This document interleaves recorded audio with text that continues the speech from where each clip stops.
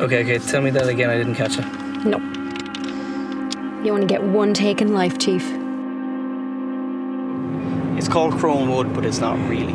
I didn't say it was true. I just said that's what it was called once. You're lucky you're pretty. There's nobody following us. Come on. I'm telling you. Hello? Danny, we have to get out of here.